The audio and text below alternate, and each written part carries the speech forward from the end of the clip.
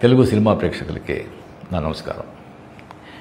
ఇది నేను ఇండస్ట్రీకి వచ్చి 50 years, డైమండ్ జూబ్లీ ఇయర్. ఈ ఇయర్లో కూలీ సన్ పిక్చర్స్ ప్రొడ్యూస్ చేసి లోకేష్ కనకరాజ్ డైరెక్షన్లో అనిరుద్ మ్యూజిక్ దీంట్లో వచ్చి August 14th diamond Jubilee picture వస్తూ ఉంది. ఇది లోకేష్ కనకరాజ్ ఎలాగంటే ఇక్కడ రాజమౌళి ఇలాగా రాజమౌళి గారు తీసిన పిక్చర్ అన్నీ హిట్, అలాగా లోకేష్ కనకరాజ్ పిక్చర్ తీసిన అన్నీ సూపర్ హిట్. ఆ కాంబినేషన్లో నేను వచ్చి ఈ పిక్చర్లో చేస్తున్నాను. దీంట్లో ఇంకొకటి గొప్ప విషయం ఏంటంటే ఈ స్టార్ కాస్టింగ్. సత్యరాజ్, చాలా ఏళ్ళ తర్వాత సత్యరాజ్తో నేను వచ్చి మళ్ళీ పనిచేస్తున్నాను. దాని శృతి హాసన్ వాళ్ళతో, దాని తర్వాత ఉపేంద్ర కన్నడ సూపర్ స్టార్, ఎలాంటి ఆర్టిస్ట్ అని మీకు తెలుసు, ఆయన కూడా దీంట్లో వచ్చి ఒక క్యామియో చేస్తున్నారు.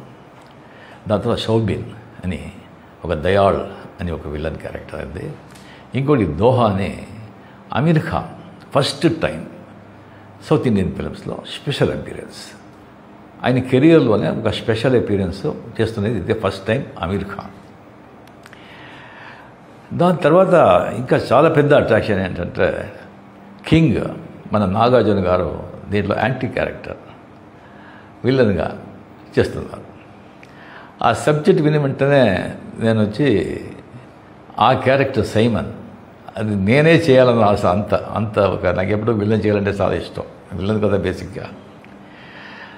ఆ క్యారెక్టర్ ఎవరు చేస్తారంటే అది చాలా స్టైలిష్గా ఉండాలి అండ్ ఫెంటాస్టిక్ క్యారెక్టర్. అది కరెక్ట్గా డైరెక్టర్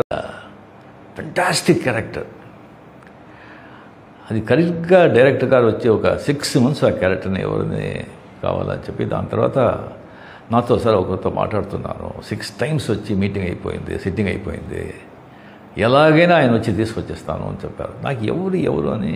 దాని తర్వాత ఉండే సార్ గుడ్ న్యూస్ ఏంటి, సైమన్ క్యారెక్టర్కి యాక్టర్ దొరికారు. ఎవరు? నాగార్జున. నాకు షాక్. నాగార్జున గారు, మన కింగ్ నాగార్జున ఒప్పుకున్నారా? అవును సార్. నాకు వచ్చి డెఫినెట్గా డబ్బు ఇచ్చి ఆయన వచ్చి యాక్టింగ్ చేస్తారని నేను లేదు. కోట్యాధీశ్వరుడు, డబ్బు కోసం ఆయన యాక్ట్ చేయడు, ఎందుకు అవసరమే లేదు. ఆయనకే అనిపిస్తుంటుంది.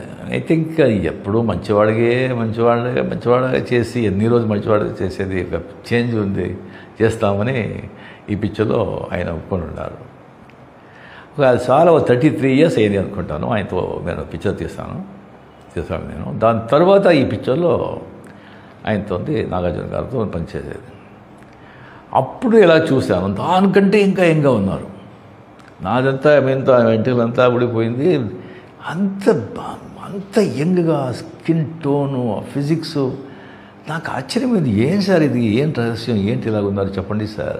సార్ ఏముంది రజనీ గారు, రెగ్యులర్ ఎక్సర్సైజ్, స్విమ్మింగు అండ్ కొద్దిగా డయట్ అండ్ 6:30 దానిపైన వచ్చి మేము డిన్నర్, అంతే, దాంట్లో ఫినిష్ అయిపోవాలి. ఇంకొకటి